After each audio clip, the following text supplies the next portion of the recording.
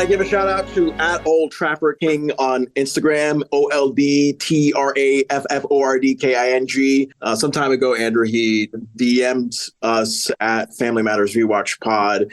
He sent us a clip from a much later Family Matters episode. Do you remember the episode where Carl unsuccessfully attempted to get a $20,000 bank loan so that he could put Laura into Harvard? No, I don't remember that. I don't remember that episode either. But yeah, I mean, this is definitely later Family Matters because we have Carl with a shaved head. He's wearing the white police uniform shirts instead of the blue ones that we see earlier. And yeah, no, I just thought it was a really great clip that I think I have to try to share to your Instagram at Ajay Vandertunt. Very relatable, of course, if you're a parent of a soon-to-be college kid, because we're recording this, like late February. I think right around now is usually when the high school seniors are like sending out their essays and applications and trying to get accepted to the 2024-25 school year, right? The Hunger Games have started. They have started. The Hunger Games are here, and it's college prep time. Can we just talk about the fact that $20,000 is what it cost to go to Harvard back then? And now it's like crazy amounts of money. Honestly, it might have still been very expensive, and maybe Carl just needed that amount of money to maybe pay for a portion of the tuition. Because I remember the clip that he shared, Old Trafford King, he did mention that, what do you mention? And like there was something in the clip that said, that Carl makes a lot of money as a police officer, so thus because of that kind of went part into like that kind of led into him not being qualified for this kind of financial aid. So I think maybe it's like $20,000 out of his $60,000 tuition that Carl was trying to get aid for, which is still super cheap. I am happy to hear that. I think $20,000 around that area was what it cost for my second college that I transferred to, because I transferred from University of the Arts in Philadelphia, which was a fairly private, like performing arts kind of thing, where it was like $40,000 a year. And then I transferred to a state school in my home state of Connecticut where like, yeah, I think maybe like 15, 20 grand, maybe if you didn't count room and board, like it.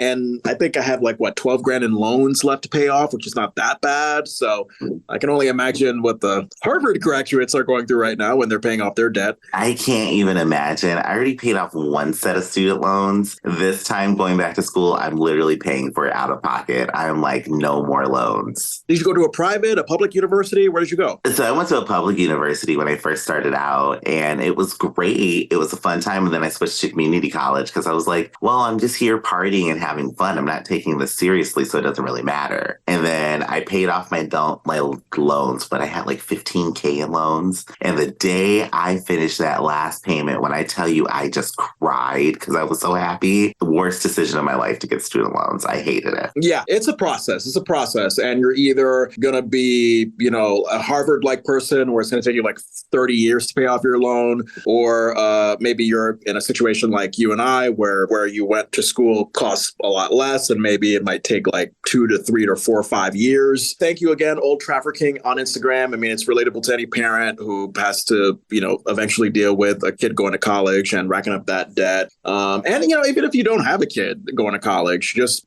in general, just becoming a financially independent adult in these inflated times. Like, what a time we're living in. Yes. And prices are never going to go back down at this point. They've seen that people are willing to pay it, so they are not changing these prices. Don't be so cynical for me, Andrew. Let's go back to the days. Let's go back to the days of 98 cents a gallon for gas. Oh, I wish. Take me back to those days where I can just, minus the racism, but take me back to those days where gas was cheap. Anytime I look at like old 30s, 40s, 50s footage, it's like, oh man, everything was so cheap at the time. The dollar was better in the US, but I had no human rights as a Black person. So let's have that in place. And then I'll go back to the 30s with you guys. Right. Let's get the golden years without the racism. Let's just like get that completely out. And I'm fine with going back to just gas being 98 cents a gallon and no more cell phones. We'll make it work. There we go. Oh, my God. I got to give a shout out to listeners like Mike Hammer. I recently saw that he subscribed to our YouTube channel at Family Matters Rewatch Pod. So definitely subscribe if you want to see our content there. We have all the full episodes. We have a bunch of shorts. So thank you, Mike. Thank you. And welcome, speaking of which, to the Delicious Recap. It's our weekly recap of the 90s sitcom Family Matters. I am normally Jon Francois, but you are what this week? This week, I am going to be Mickey. Mickey. Oh, yeah, of course. Yeah. Andrew Ajay Vandertunt, a.k.a. Mickey the dog. I will be Mickey the dog this episode. Yeah. I was thinking about you while I was watching and noting this episode last night. I was like, you know what? Andrew probably had a lot of moments with this guy. That dog was so precious. It was a precious little dog. It was cute. Now, I will wait till we get into the episode because I have some commentary for this episode that I feel like is the complete opposite of all my warm and mushy feelings seeing this dog. Interesting. Okay, I'm very curious to hear that. We're talking about season 1, episode 13, Man's Best Friend. Original air date, January 5th, 1990. As we explained at the end of last episode, the Family Writers staff, they came back from the holiday break.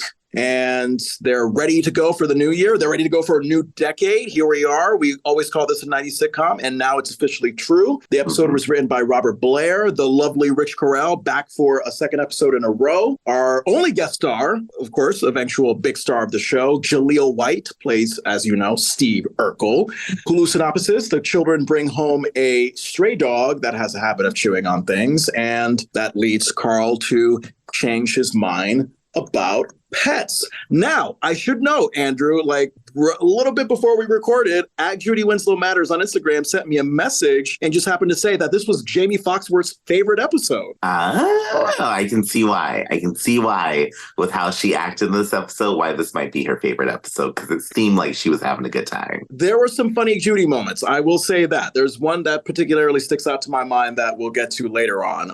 But yeah, please let me know. What did you think about this episode? You know what? This episode was good. It was a fun episode. It was a lighter episode, which was nice to have. I have to say for this episode, it's another one of those ones where I feel like it flew. It was over before I knew it. And I'm like, oh my gosh, this doesn't feel like that original Family Matters feel where it was more fleshed out, or maybe not fleshed out. I would say maybe more longer scenes with individuals. And this kind of the pacing was different and I liked it. Yeah, I have to agree on the pace. It is certainly, again, a credit to Rich Correll. I think once he got on, he just changed the momentum of the show. So I watched and noted it last night. And even though I felt like episode 12 went by, you know what?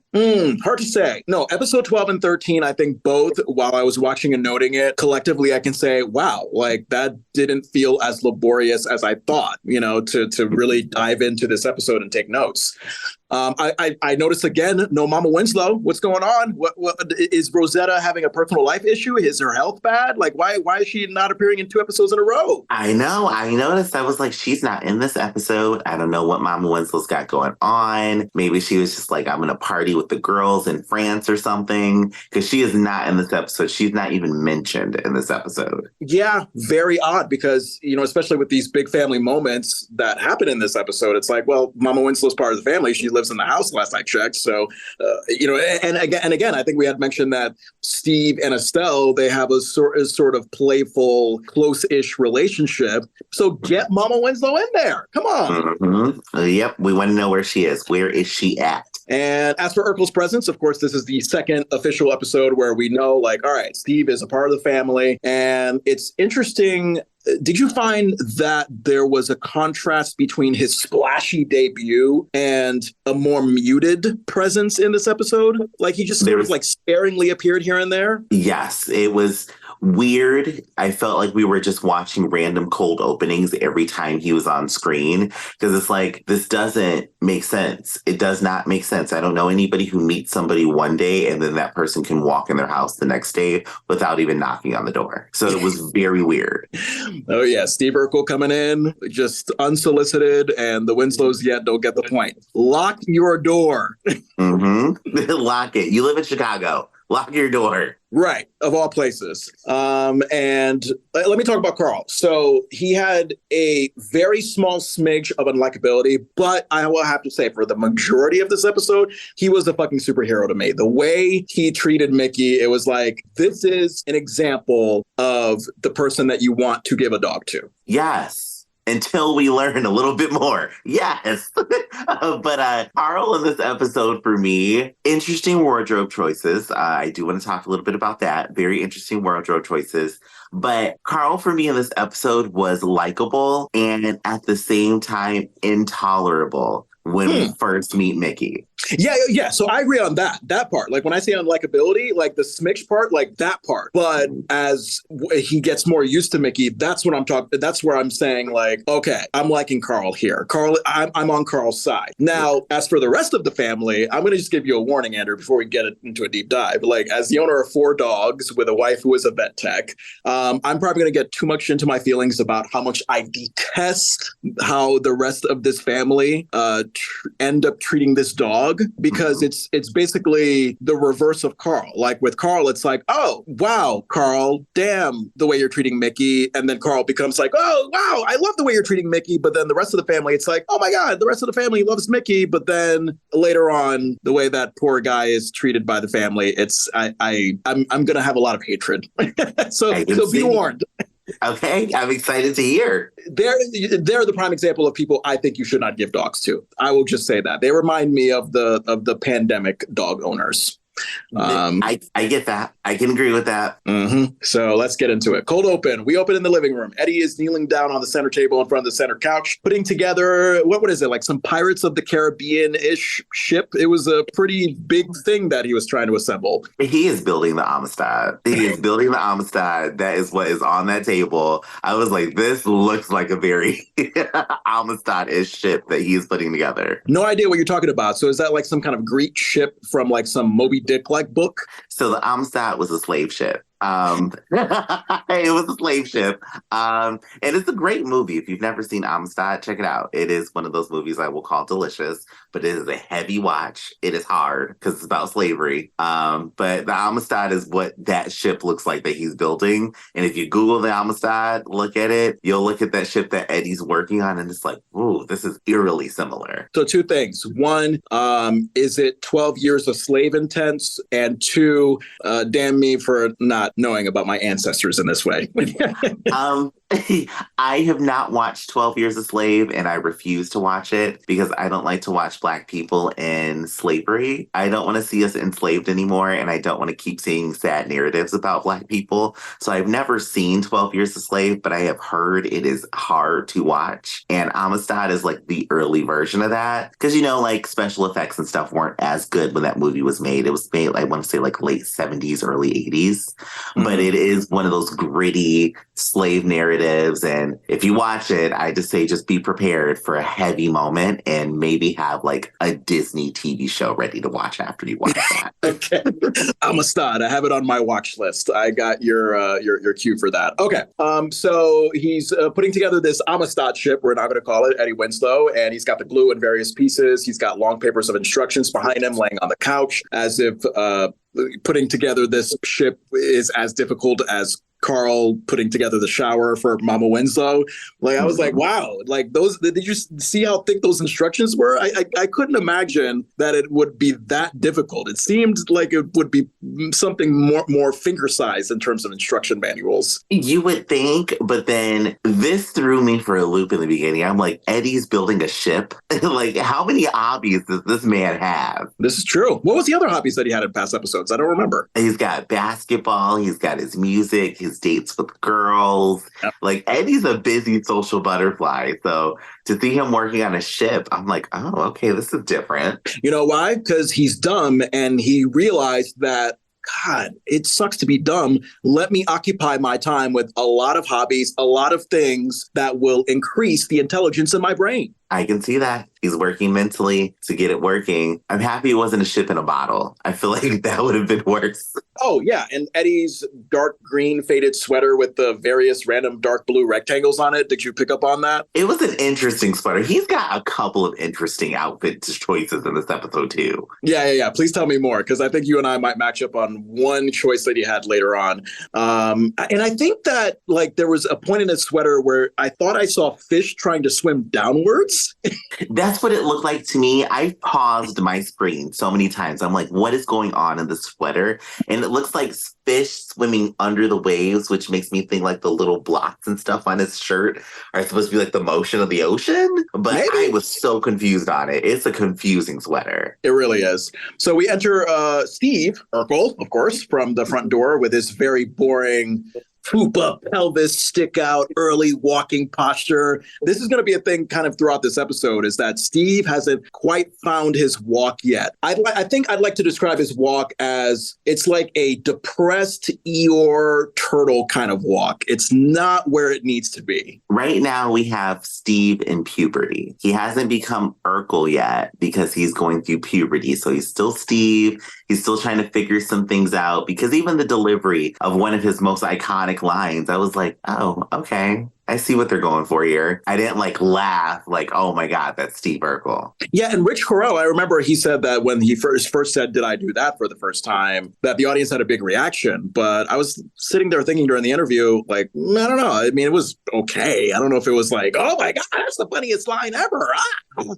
It was pretty muted, unless we only heard the final edit and maybe it was louder in studio at the time. Possibly. We do have a habit of Family Matters editors taking out probably what's better content in favor of whatever they chose to be the final cut. So we have and I also noticed we have an Urkel cold opening. Finally, that makes sense. We don't have to like look at an episode 4 cold open and be like, oh, what is this kid? He hasn't been introduced formally yet. Mm-hmm.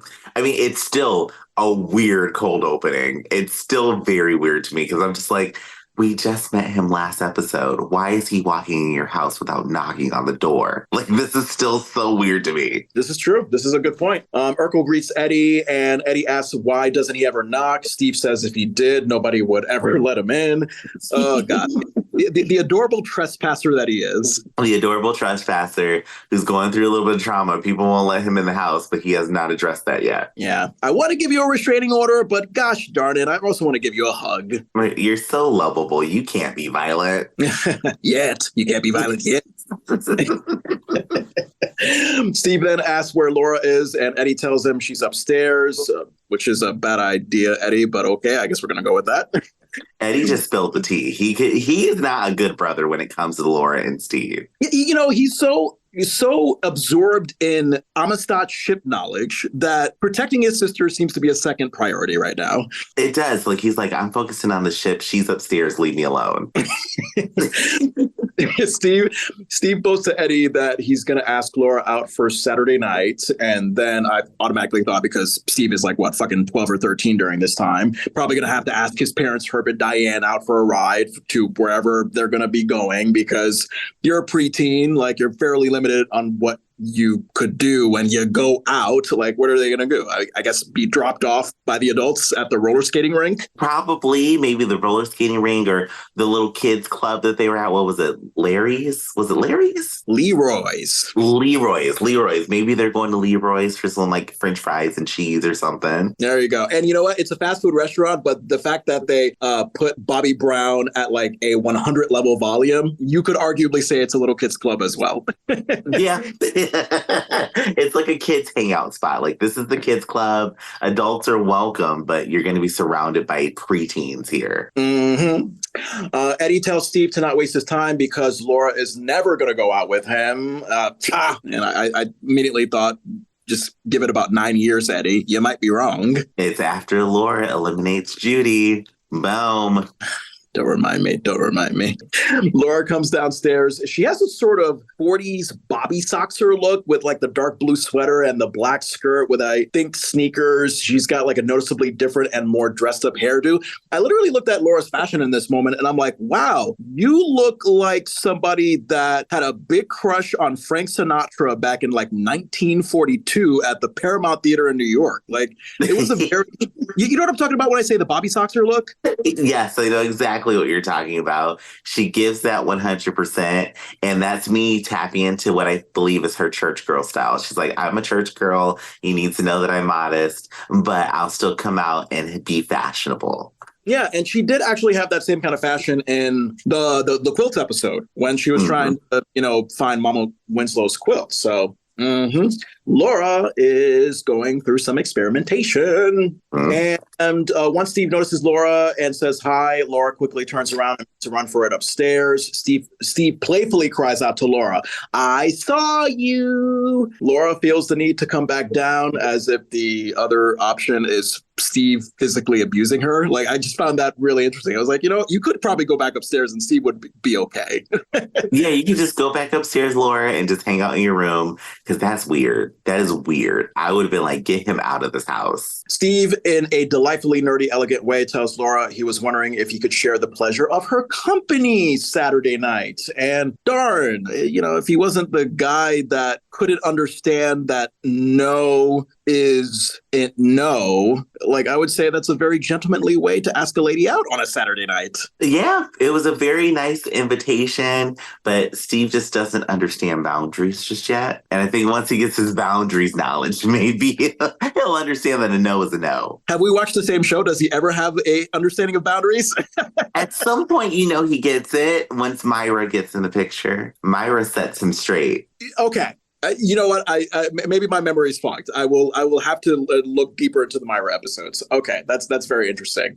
Laura claims she's busy Saturday night and does not hesitate to walk past Steve towards the kitchen. I believe as Steve follows Laura, he asks, "How about Sunday night?" Laura insists to Steve that she'll put this to him as nicely as she can. She's not going out with him. She's never going out with him. He makes her skin crawl, and then Steve, of course, does not get the point and says he understands that he caught Laura at a bad time, and Laura just gives up and exits to the kitchen. And I think as the more that we see this Steve Laura dynamic, I'm gonna have the same opinion, which is that there are nicer ways Laura can be honest with him, and if that doesn't do, then just find a way to get a restraining order on the guy. I mean, your dad's a cop. Maybe use that influence. She could, unfortunately, and I feel so bad for Laura. Laura's gonna try so hard, but Steve is just oblivious. And he's a stalker, which can be flattering to some people, but not in this case. I mean, to you, I feel like that would be a nice toxic red flag that would turn you on in the bedroom for an adult guy.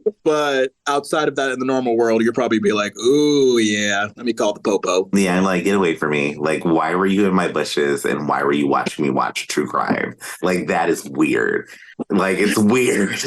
Steve walks over to Eddie and brags that Laura wants him bad, as Eddie nods like he clearly is not paying attention in favor of working on his ship. Steve says, "See ya," to Eddie, and as he's on his way out, he trips badly over Eddie's ship project and literally ruins the entire thing as it audibly crashes to the ground. Eddie, who I noticed was holding a phallic-shaped ship piece. What do you call that? Do you call that the antenna on the ship? I think it's the mast. I think is what that is. Is that where the sheets hang and the wind blows? Is that the mast? I'm going to go with the mast. I don't know. I always see some kind of stick thing that always sticks out of an Amistad-like ship. And I just figure oh, okay, there's the pencil penis that just that guides the ship signal. I don't know.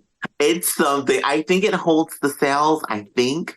But I mean, I'm not nautical, so I don't know for sure. Me neither. Me neither. You and I need to get our nautical knowledge going on at some point. So Eddie, he has open mouth, speechless shock on his face, and Steve has the same expression too as he realizes what he just did. We get a camera back and forth for a second of both of their shocked reactions as the audience is clearly enjoying the moment. We get a shot of the ruined ship pieces, and then camera cuts back to Steve as he points to what he ruined on the ground and says something that I saw coming from a mile away. What is going to be his iconic catchphrase? "Did I do that?" And then as Eddie slowly stands up, ready to kill Steve, he makes a run for the front door. Eddie chases him out as upbeat music closes out this cold open, which I found to be decently paced. I thought it was concise. I thought it was a fairly amusing cold open. It still kind of sets us up for what we're getting with Urkel. But you found it to be weird. I just found it to be weird. I was like, I just still don't understand.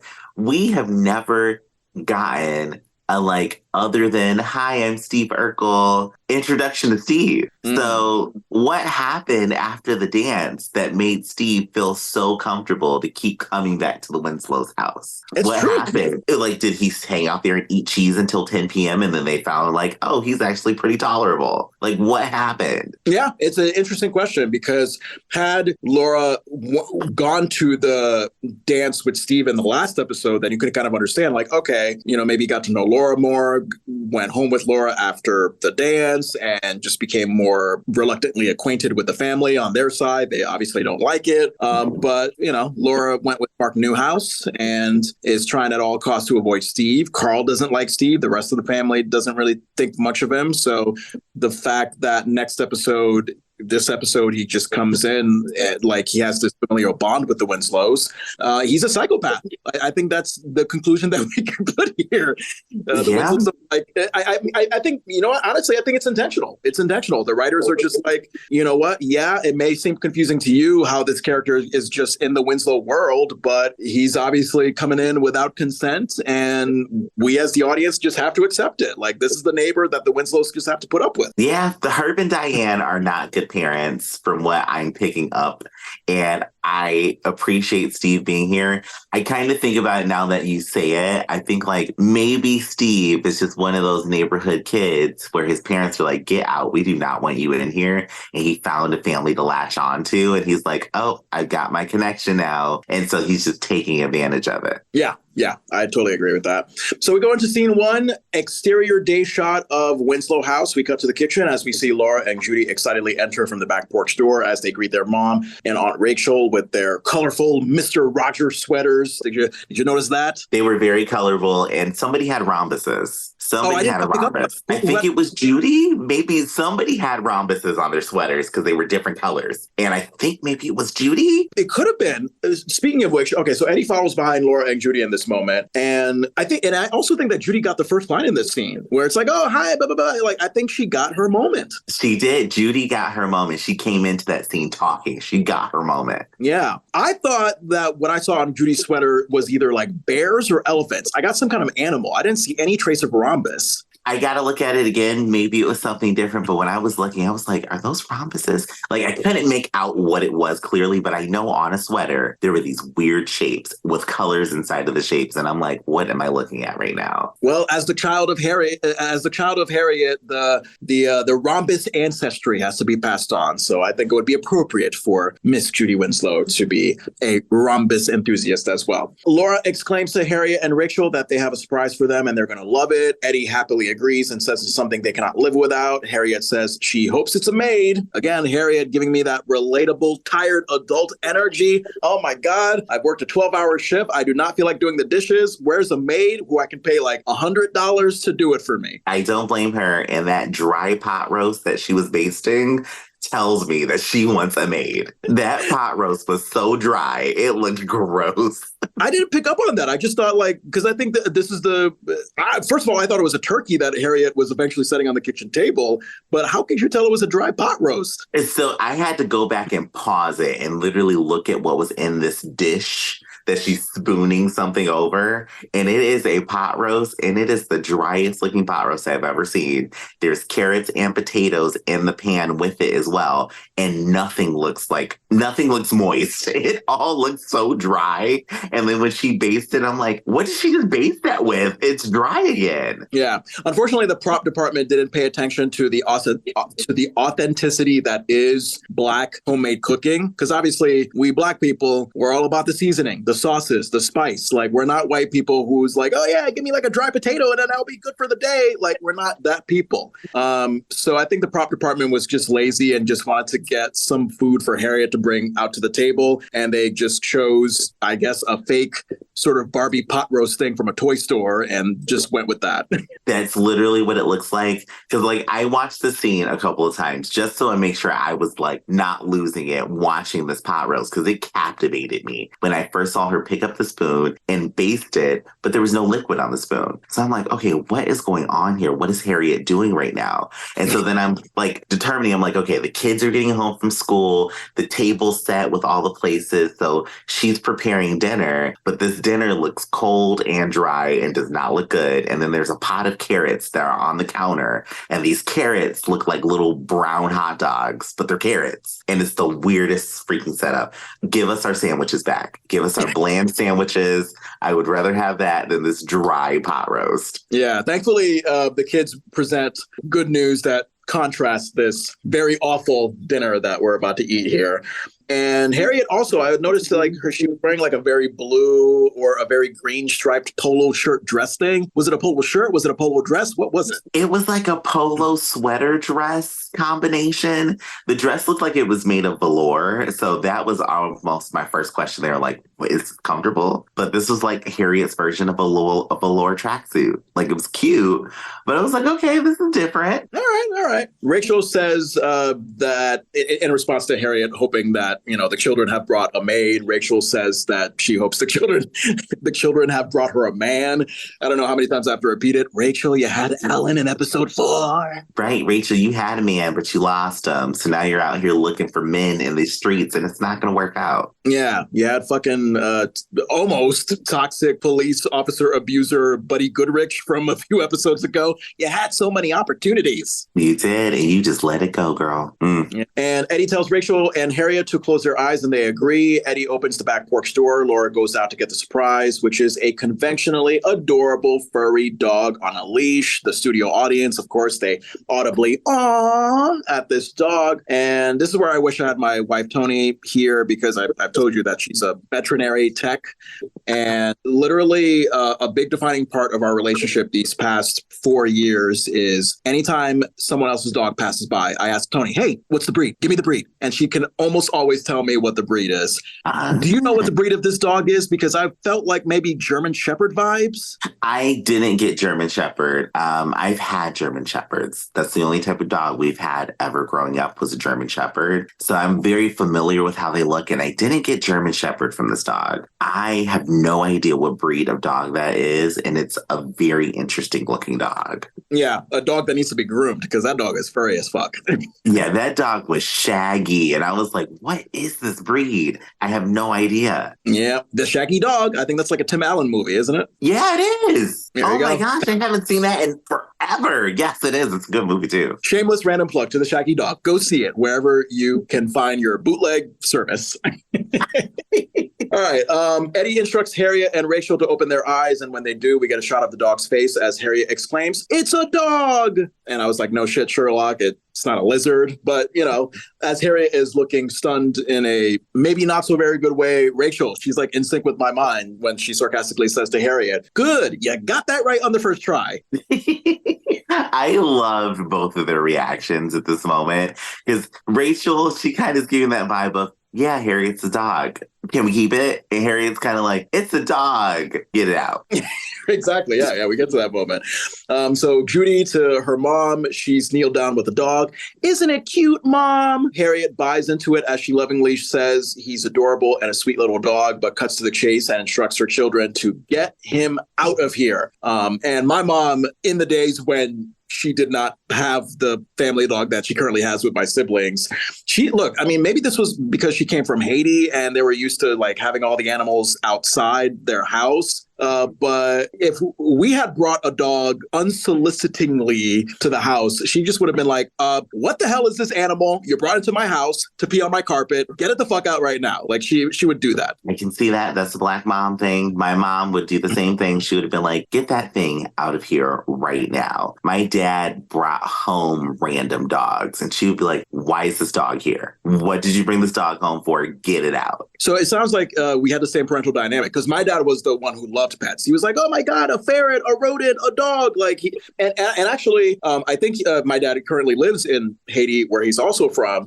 He has a dog named Sean, who I think still lives with him. So yeah, I remember just, kind of exchanging a picture of my dog Buddy with his dog Sean. And so, yeah, of the two, my dad was the one that was like, yeah, bring pets in. Mm-hmm. My mom, don't bring that dog in here. She's like, I don't want a dog in the house. Even after my dad got a most recent dog, my mom was like, no, he can never be in the house. And then what happened? She had him in the house. There you go. Because, the more you get used to the presence of the animal and the love that they provide, the more that you basically equate them to a human child, which is fine. Mm-hmm. It is. They're our pet children. Laura says that the dog has nowhere to go and has been hanging around school for almost a week with no tag or license. And look, I got the stray dog part and the part about not having a tag, but I didn't get the part about the license. A dog carrying a license? Like, what does that mean? Like rabies paperwork on their paws?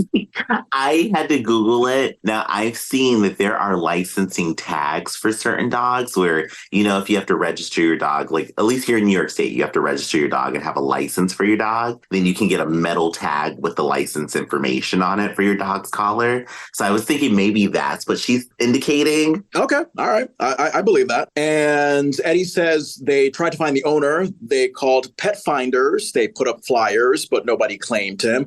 And then, side note, I looked up pet finders online, and there is actually a company called Pet Finder, all one word, but with no S at the end. But it was launched in 1996. So I wondered if prior to that, there was actually a pet finders hotline that you could call. It wouldn't surprise me. I mean, putting up the flyers and stuff, at some point, somebody had to be like, okay, we've got to have like a service to help these people out. So it wouldn't surprise me. And Judy asked in childlike pleading way, can we keep him, please? We're going to get a lot of Judy doing that. And maybe that's why Jamie liked it. Maybe she just thought that this was the best of what Judy had to offer. Like, she just had a way to charm you and kind of make you laugh at the same time. Yeah, and she was the focal point of convincing them to keep this dog. I don't think if Judy was there, they wouldn't have been swayed to keep the dog. And the audience has a mixture of awes with laughs. I mean, it's the youngest child. So, of course, Judy, they're going to buy into that. And then Harriet, though, not buying the performance, she tells Judy to just cut whining because she knows her father's rule, which is no animals in the house unless they're in a bowl, a cage, or in a roasting pan. And I just feel the need to apologize to you, Andrew, because I know that you're vegan and you probably were just like, oh, or maybe you weren't. Maybe you just took it lightly. I don't know. I took it lightly because I'm just like, oh, okay, the understandable, the good old Black family rule. I understand that.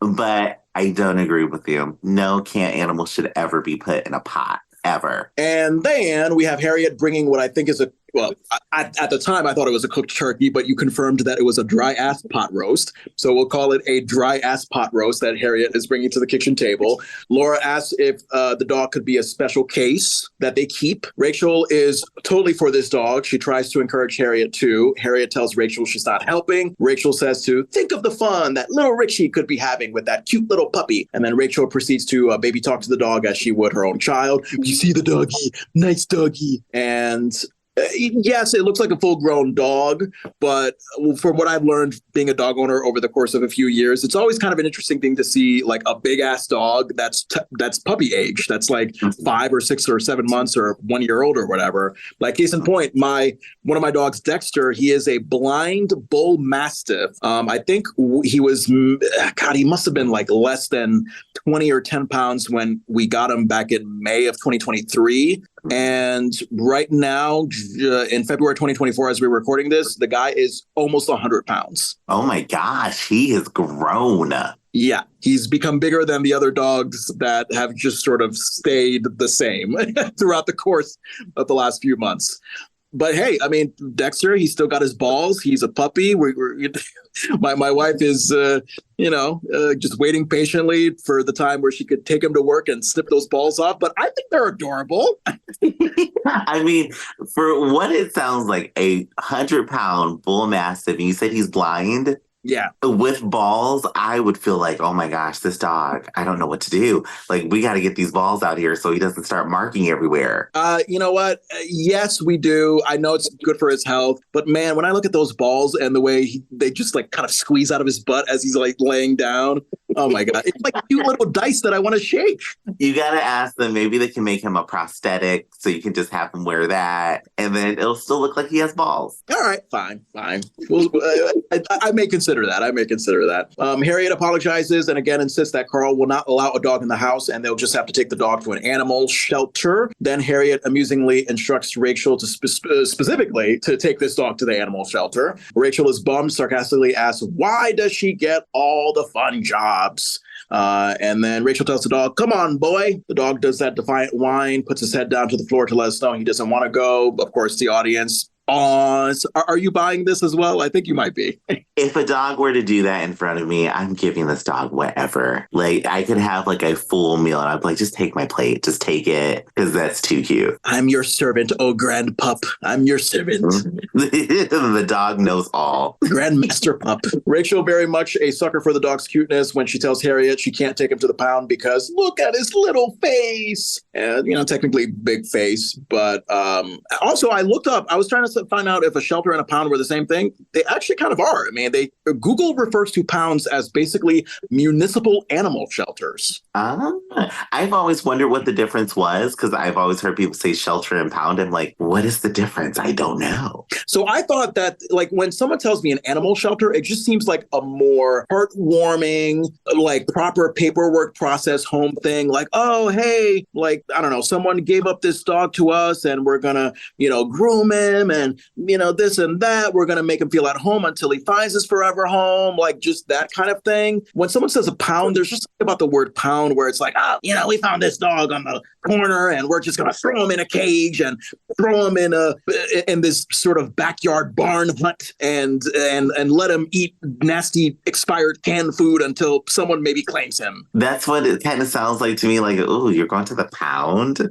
It's like, you just get like this weird feeling. But someone says I'm going to shelter. It's like, ooh la la, the shelter. Yeah, I feel like a warm blanket when you say shelter to me. It's just wonderfully, it's wonderfully endearing. It is. And then when I heard that there's no kill shelters, I was like, okay, this must be like the Ritz-Carlton for dogs. Mm-hmm. And then Rachel gives some more baby talk to the dog. Yes, you are cute. Before standing up and asking Harriet with a pleady, sad, childlike face if they can keep the dog. And then, like the unnatural sitcom family they are, Rachel and the kids, they all say to Harriet at the same time, please.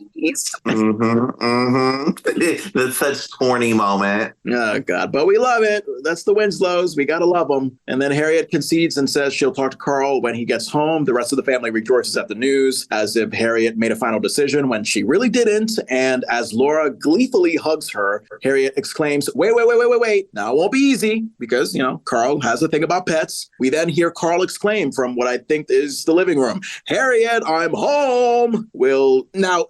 I noticed is that this might be the first time because remember, I think it was last episode I said that Carl always enters coming home from work where the scene currently is. And this time he's actually entering from a different room. He is. This is in my notes. This is the first time we have ever had this happen. And then everyone gets in a panic. Harriet urges Laura and Judy to get the dog upstairs. And I mean, if they're having that kind of reaction to Carl, like possibly discovering a dog, I mean, that should probably tell you something that this might not go well. Like, why did you even bring the dog in the house in the first place? Yeah, this just seems like a mistake on everybody's part from the very beginning. We should have just had this dog outside and said, Carl, hey, this is what we found. It was instead of having him in the house. And then the kids hurry upstairs with the dog. Rachel right behind them with Richie before Harriet exclaims, Rachel, where are you going? Stay, sit. Like she's literally talking to Rachel like she's a dog. Rachel, of course, gives an amusing frown, like a sad Moby Dog would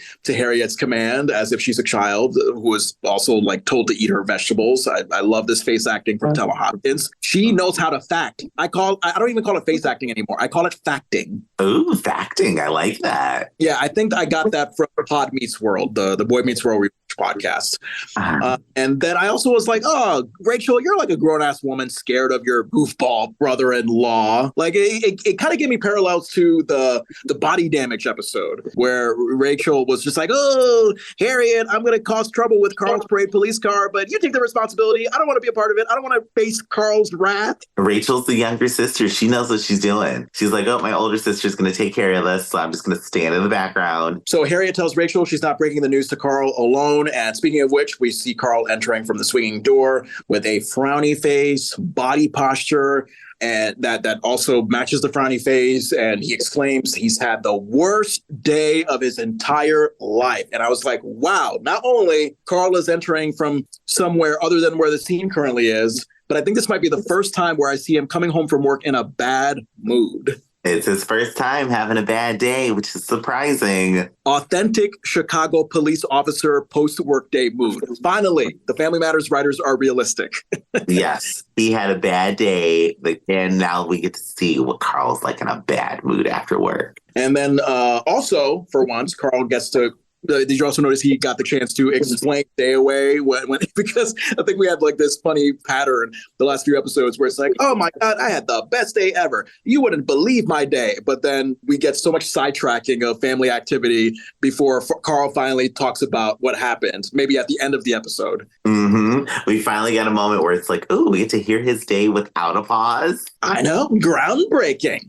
Oh yeah, of course we hear what us as the audience is amused by. Like Carl was in a high-speed car chase and he ran out of gas. That is hilarious, and now I want to know how often that happens. Right, but I was also thinking like Carl, like that is a you problem, my guy. Like I just feel like load up that gas tank in advance, keep track of it if you're in for a long ride. Like you probably could have controlled that.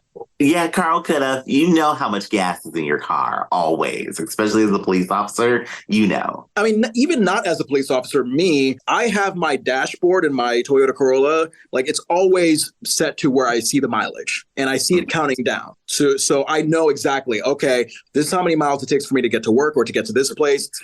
And add that up with how many miles I have left in my tank. All right, I maybe have one more drive before I have to get gas. Like maybe in 1989, like the mileage thing on the dashboard, that probably wasn't a thing. But, nowadays, especially like if you are running out of gas and you didn't know ahead of time, what's your problem? Yeah, it's a choice. I mean, I didn't know that my car did that mileage thing until about 2 weeks ago because I had never touched the buttons on the dashboard. So I was like, oh, I don't know what this is. And then I hit it and I was like, I can see how many miles I have in my tank. I didn't know that was a thing. It's a game changer because if you're an anxious person like me, you think that, oh my God, my gas meter line is at the space before E. So that means I'm going to run out of gas like literally 2 seconds. But no, oftentimes when it gets to that point, you look at the mileage and it's like, oh no, you have like another 24, 25 miles. So yeah, when you see your exact mileage, that is going to change everything. And you're going to be able to go on about your day breathing. See, now I'm that person. I refill my tank as soon as I get a quarter of the tank gone.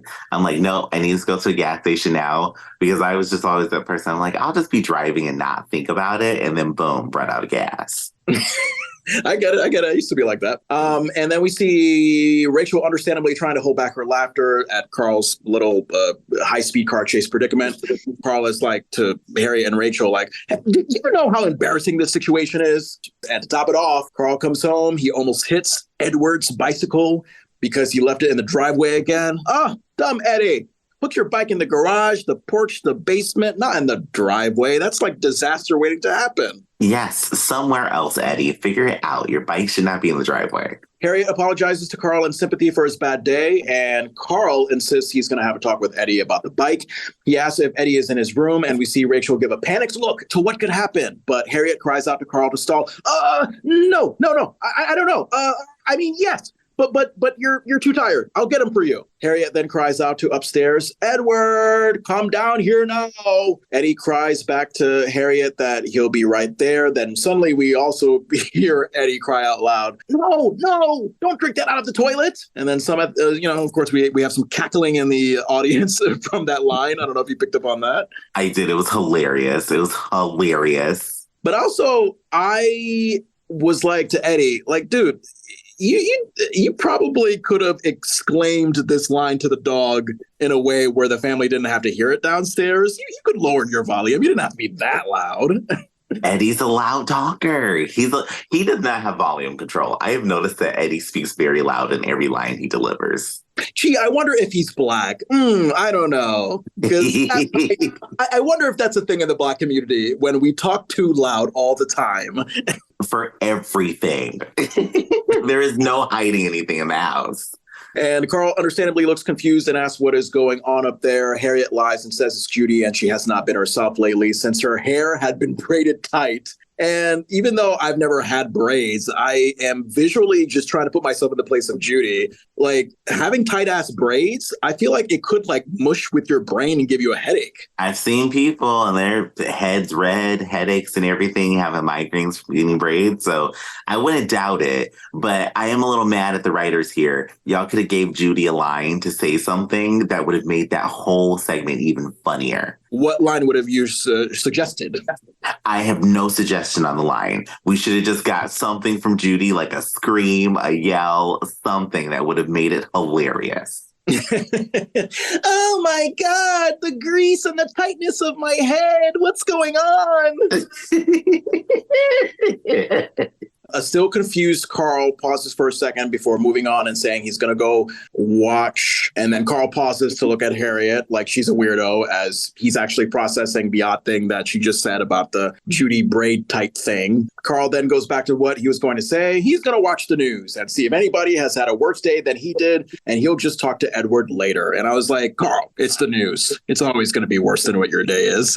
Will be. It's always worse. The news is terrible. And also, I feel like, isn't there a reference in both the Family Matters theme song and the Full House theme song where it's like, oh, what happened to the days where you read something good on the newspaper? Like, I know there's something like that in the opening line of the Jesse Frederick Family Matters theme song as days go by. Like, we have to go back to it because I've not been paying attention to the theme song for like the longest time now.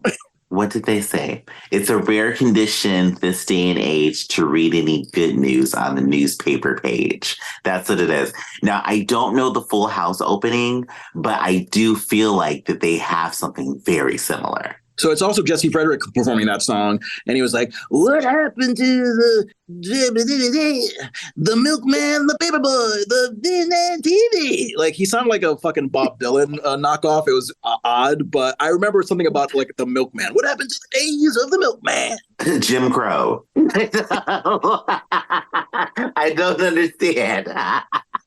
As Carl walks past Harriet and Rachel toward the living room, he stops and looks back at Harriet with suspicious confusion before continuing to walk. After Carl exits, Harriet puts her shoulder down in slight relief as Rachel asks her what she's going to tell Carl about the dog. Harriet claims she's going to wait until Carl is in a good mood. Rachel sighs and asks, when is that going to be? Harriet ponders out loud that Carl has 8 years until retirement, so she'll just tell him at the party.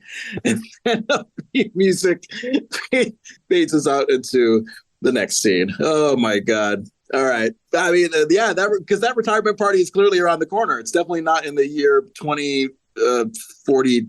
Well, not even 2045. I mean, at this point, 1989, maybe Carl would retire sometime in the 2000s, possibly. Yeah, maybe the 2000s he would retire. I mean, 8 years. That's not bad for what he's been doing. I wouldn't be mad at retiring early 2000s. So I'm so bad at math. I totally forgot about the 8 years part. So literally 8 years from 1989 would be 1997. So there you go. Okay. So yeah, he would have had a good time to retire. And they could have kept the dog secret that long. Could you imagine walking into your retirement party and they're like, yeah, this is the dog that we've had for 8 years that you didn't know, but he's here. And maybe he might pass away soon because, you know, dogs don't unfortunately live that long. But hey, there you go. Here's Mickey. Yeah. We go to scene 2, exterior night shot of Winslow house. The camera zooms in on that top center tiny window of the house.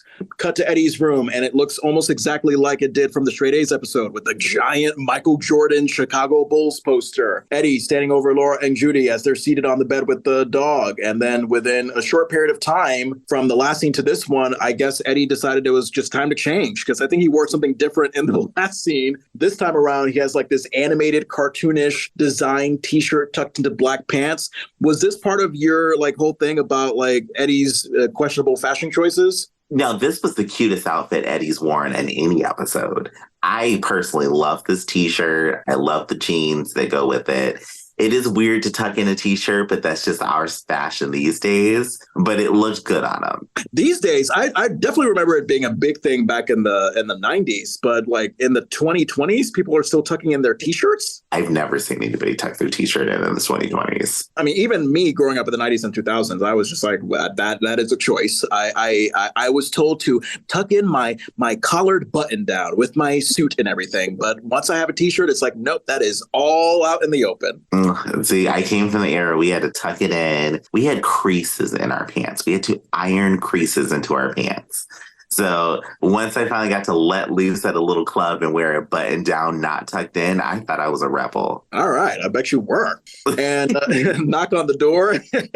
we hear a knock on the door. Eddie asks who it is, and Rachel whispers that it is she. Eddie opens the door, and Rachel excitingly comes into to like show the gifts she bought for the dog that she has now decided to name Mickey. Rachel has got him on a leash. Oh, no, never mind. Rachel has got as gifts a leash, food dish, water bowl, Doggy Delights. And I Googled Doggy Delights to see if that was an actual thing. And it seems like 100 million different dog people use Doggy Delights as like a way to identify their dog treats. So I guess it's like a public domain thing. And that's what I'm thinking. Because I was looking up Doggy Delights too, because I wanted to know, like, are these treats that we can still get today? And I didn't get anything specific. It was all very generic. And then Rachel exclaims that Mickey is going to love these treats as she opens them from a bag to give him some. And I was looking at like the layout of these treats, the way they're wrapped. I was like, oh, those look like they could be like Hershey Kisses or something.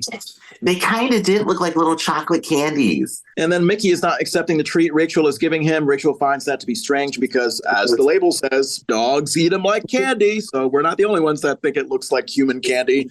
Rachel shrugs the treats away. We hear another knock at the door. Eddie nervously asks who it is. Carl cries out, "Dad!" And then we hear an immediate gasp from either Rachel or the kids. Eddie has an amusing, dumb moment when he asks, "Dad, who?" Eddie knew what he was doing. He was smart. Dad Robertson, Dad Thompson, Dad Jefferson. There's so many guys with first names of Dad. Mm-hmm. There's so many dads. It could be Dad, Uncle Phil. That wouldn't work, but it could be that. Yeah, Dad Phil or Father Phil hits different than Uncle Phil. It does. It doesn't sound right. It comes off the tongue very wrong. So Carl is not having it. He simply tells Edward to let him in. Eddie cries out nervously, just a second, Dad. I'll be right with you. And then Rachel, Laura, and Judy quickly move to hide Mickey in Eddie's small but apparently roomy closet, where like the door frame on the outside is like 2 feet tall for some reason. Why is the closet made for a very small person when Eddie is clearly the opposite of that? I'm still trying to figure this out because I'm still trying to understand, is Eddie still in the attic? Is this supposed to be the attic and they've just kept adding things to it? Like, I am so confused. That's a very good point, because that is the kind of short person's closet that you would see in an attic. So it could be, it could be that in the pilot episode, it was this bland attic that Eddie just moved into, and then he just dressed it up over time. So maybe the continuity issue that we thought there was between Eddie and Mama Winslow and what room they're staying in. Very true. Very true. Maybe we were wrong, or maybe Eddie's just using Mama Winslow's room while she's out of town with the girls. Rachel and the kids put themselves back to where they were and try to act casually as Carl walks in. Carl is confused by Rachel, Judy, and Laura's presence and asks, what are they doing here? Rachel claims that they're just hanging out. They're listening to music. Carl says he doesn't hear any music. Rachel thinks of another excuse for a millisecond before claiming they make their own music. And then suddenly her and the kids, they break out into the improvised wacky choreography as Rachel sings My Prerogative from Bobby Brown. Eddie, of course, makes it even better by being on backup vocals. Second episode in a row, we got a full-on Bobby Brown reference. I mean, you would think that they're going to go through his entire fucking catalog in this first season. Right. I'm hoping we get a cameo from Bobby Brown at some point because they played so much of his music. And Judy stole the scene with her dance moves. She was amazing. Now describe it, because I don't remember. She gave us like a good old Bobby Brown two-step. And I was like, I like this. Yeah, Judy is making the most of this episode. I will give her that. And Carl is confused by all this madness. And then Rachel and the kids eventually do a strong finish with their performance with those like hip hop arms crossed freeze poses. And then, of course, we get the polite applause from the audience because I guess in this moment, they're just like, whoa, that family really knows how to choreograph and sing together like a Brady Bunch, like a Black Brady Bunch sort of thing. Mm-hmm. Black Brady Bunch is what I got in my notes written down in big letters because everyone was like cheering for them like, ooh, they did that. Love it. Yeah, the Black Brady Bunch, another Black Jacksons, if you will, without the Joe Jackson abuse.